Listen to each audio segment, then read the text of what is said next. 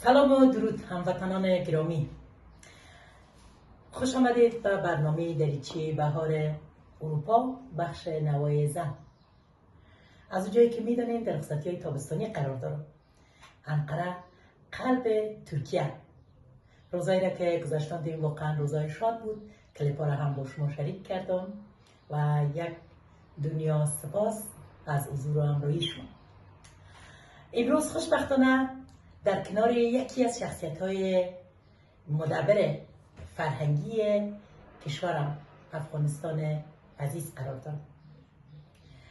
بانو رونا متین، شخصیت فرهنگی که سالهای دراز عمر عزیز خود به مردم افغانستان، به جوانان، به اطفال افغانستان، به نونهالان آینده کشور صرف کرد.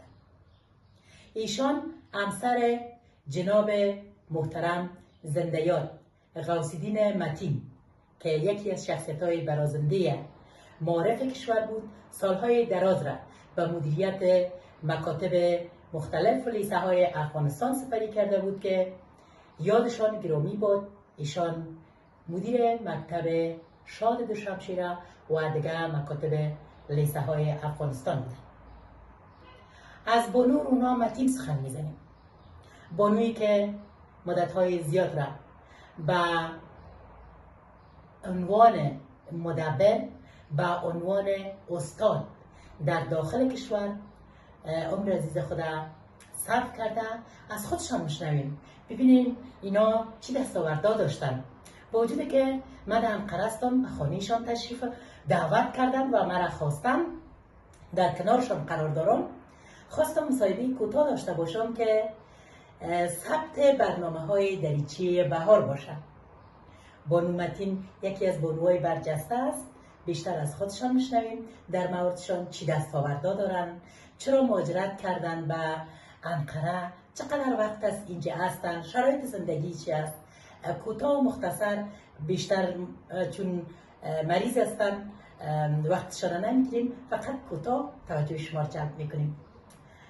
بانو متین گرامی، درود و سلام به شما. خرسند هستم که امروز در کنار شما هستم و چنین بانوی مدبره که افتخار استادی شما را من هم داشتم در لیسه عالی سوریا و امروز بعد از دیرای دیر شما را میبینم و خرسندم هستم که در کنار شما هستم. میخوایم از شما بشنویم و بینندگان گرامی ما سلام داشته باشین، حرف داشته باشین، کاملا اختیارتون است.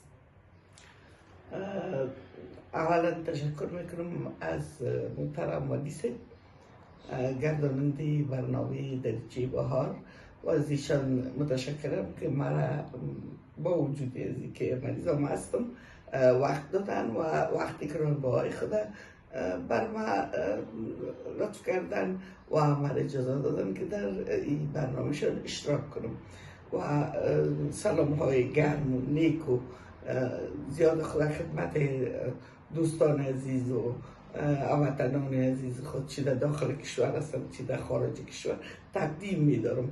امیدوار هستم همینطور دارای صحت باشین که اکثریت شما شاگردای ما بودین، با ما در کنار ما بودین و ما مدت 40 سال تانستم که همراه شما باشم، در کنار شما باشم. نام من رونا متین است و ما معلم بودم، سمت معلمی، معاونگری و سرمعلمی و دیگه کارها را پیش بردیم در خدمت اولاد وطن و خدمت جوانان وطن و خدمت زنان وطن همیشه بودیم و خدمت انجام دادیم. امیدوار هستم که ما دستاوردهایی داشته باشیم. فعلا مریض هستم، شرایط افغانستان زیق بود و بسیار مشکلات ما خود در ترکیه رساندیم.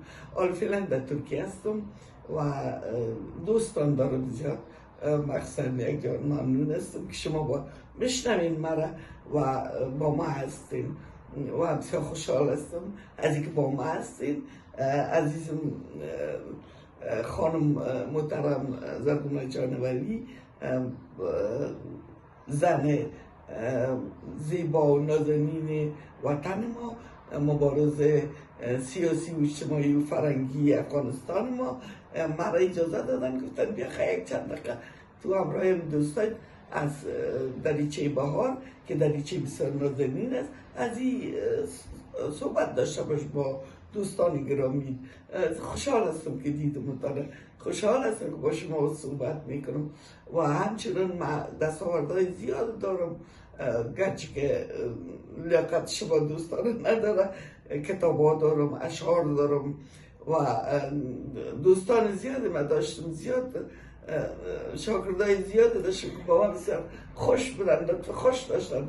ما هم زیاد دوستان دارم، جان هستید، قربان شما. سپاس از شما.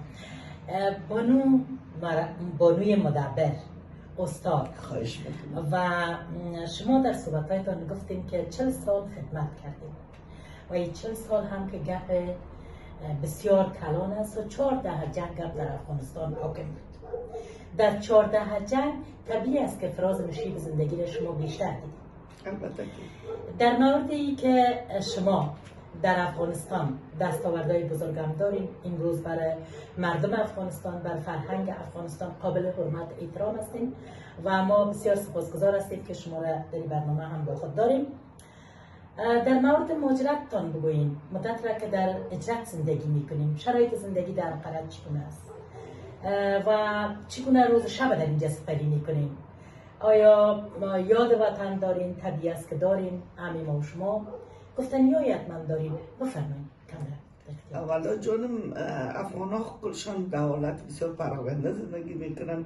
شما خب میفهمید که شرایط افغانستان چه قسمه شرایط است که در مورد تو من این صحبتی کردن نمیتونم، گفتم نمیتونم، برای این کلگی در رسانه ها، مخصوصا در رسانه شما که عامی زن هستین، پشتیبان زن هستین و شما خودتان مبارز هستین که برای زن ها مبارزه میکنین. ما در مورد از اون چیزی گفتن نمیتونم، اما در مورد خودم خب بسیار با مشکلات زندگی کردیم.